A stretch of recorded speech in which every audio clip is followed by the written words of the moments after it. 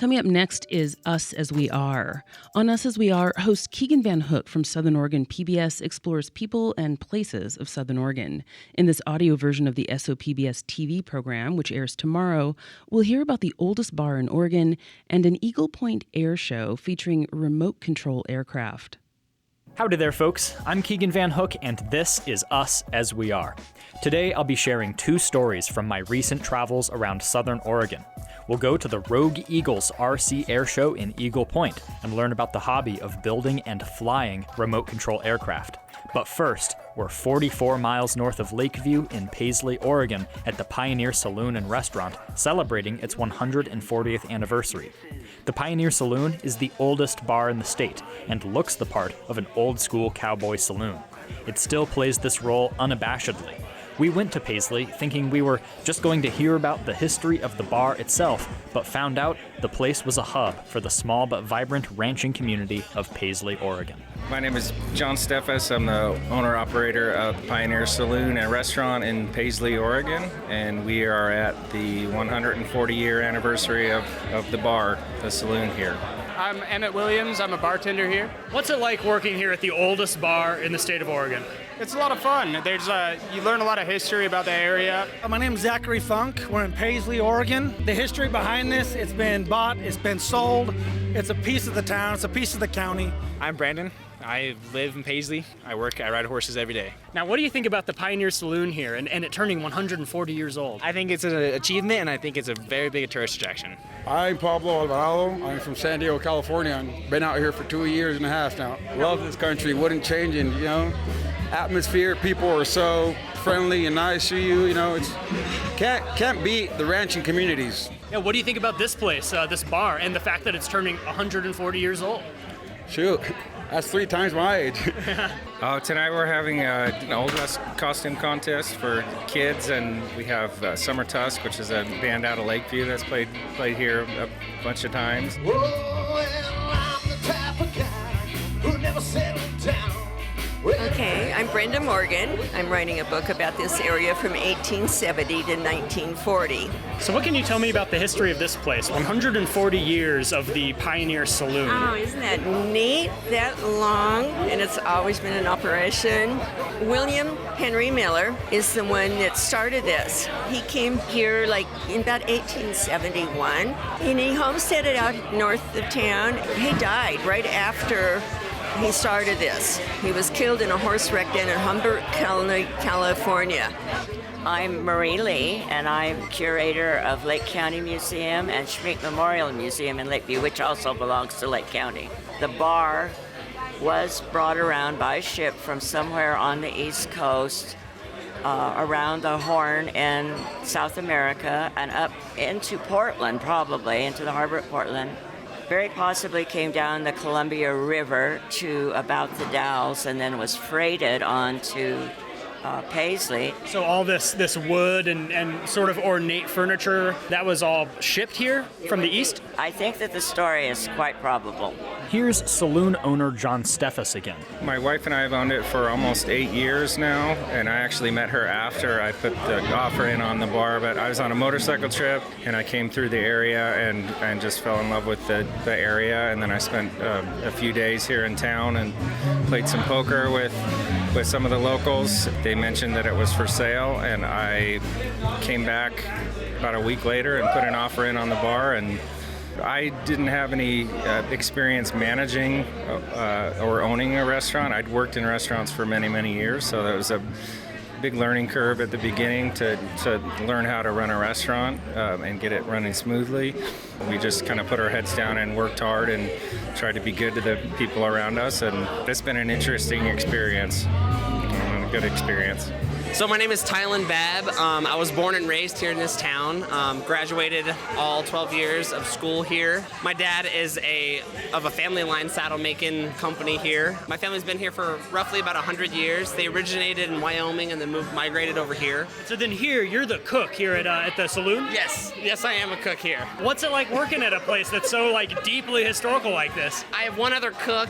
She's the head cook and I'm the second head cook because there's no sous chefs here. So on an event like this tonight, we come together, we do what we can, and I mean, like, your ticket rail is full, and you're just busting it out as quick as you can, trying to get it out, you know? And I mean, it's hectic, but it's fun. Unfortunately, we do live out in rural America, so prices are high and everything, but still, this place brings people together. This is Paisley resident Zachary Funk. The history in the town, my family history here, brought me here, the school, everything, and I was gonna go somewhere else, but I can't beat the community. The fact that my kids get one-on-one time in the school is the best part. And it's what really drives to keep me here is the school and the community and the people. Well, I think the people of Paisley are just special. And they're really caring people. This is local history expert Brenda Morgan. And they might be disagreeing with their neighbors at one time, but if somebody's in need, they usually step in to help. Here's the bartender Emmett and local cowboy Brandon. It's people from all walks of life most of the time. I mean, there's a lot of local cowboys from the ranches around here. I came from California originally, so it's a big difference. I have to get used to it. It's not something you see every day out here. Here's Lake County Museum curator Marie Lee. Paisley, as you can see, is still very much like it was many years ago. It's a typical Eastern Oregon cow town. This is a town of cowboys and ranches. It's still a ranching community. There's a big handful of small family ranches that are still running, some of them over 100 years old. And then we have the ZX Ranch, which is a very large ranch. It's owned by Simplot. I cowboy. This is Pablo Alvarado. I take care of cows, I fence, I irrigate, I do everything, you know, and you find cowboys here for sure. We have a Forest Service headquarters here as well as a hot springs, but mainly just a town of 250 people with just small town life. I know everybody here right now. I can see a face and I know them. Something goes down, the community comes together. We have a member here tonight that recently was diagnosed with breast cancer, and the community came together. We had a dinner for her, a lunch, the bar put up something for her. We raised enough money for her to get her chemo. How does it feel to be here today on the 140th anniversary of this place? Oh, I wouldn't have missed it. And I love the Pioneer Saloon anyway, because I'm an old cowgirl in my heart. I was born and raised on a ranch just slightly south of here. My family still has that. It's pretty amazing that a place like this could stand for that long and, you know, stay in business just through locals, and now a lot of tourism comes through, so it's really cool and interesting. Here's Tylen Babb again. What I love about this is we can put something on like this that is historic and has that value to it, and people from all over, not just the townspeople, from people all over the state and then some, come here to celebrate this moment with us. So it's spectacular. I love it. Oh, I feel good. I've just been a lot of preparation. It's great. We have a good turnout, and you know, happy to celebrate the long history of this building and the bar here in this town. So. Our next story brings us back to the Rogue Valley, to the outskirts of Eagle Point, where a very active model airplane club called the Rogue Eagles were hosting their annual air show, featuring a broad display of the different types of RC aircraft these hobbyists build and fly. My name is Rob Merriman, and I'm the Public Relations Officer for the Rogue Eagles. We're out at our field, Agate Skyways, out in Eagle Point. Well, we've been doing this air show for decades now. It's always been kind of a family tradition. Our club has about 130 members, and so we have a wide swath of contributing folks that bring a variety of aircraft. Hi, I'm Rich Josephson. I'm the air show director this year. We're really excited to be here. I'm actually one of the last charter members of the club. When I was going to college, we founded this club in 1971. So we will be shooting some rockets. We're going to have racing. So we have electric racing and we have gas racing. Scale aircraft that are meant to look like real things that go from World War I, World War II. We have turbine jets that fly on Jet A fuel and have actual functioning turbine engines just like a commercial jet. We have helicopters, we have gliders, we have control line, which is the old style back when some of us were kids. That was before radio control, when you fly by wire. It's a real pleasure for us to, especially for the kids, to be able to give them something to get excited about, and we know the adults get a lot to see too. Well, do you have your own airplanes here today? I do. They're over there. Yeah, we could go and take a look at them if you'd like to show us. I'd love to see. Sure, yeah. Let's do it. This is a really cool model. Yeah, I'm into scale, so I'm very much into authentic World War II stuff. So this is a replica of the F-4U Corsair in World War II. That was the first Allied fighter that exceeded 400 miles an hour. No kidding. The Allied strategy was always put the biggest possible engine you could put on the front end. That was just kind of like our attitude about muscle cars and stuff. The majority of our club does still build the old-fashioned way, and many of them build from scratch, which is even more impressive. We could walk around, there's all kinds of stuff to see. I mean, you can see there's a World War I DR-1 tri-wing Fokker.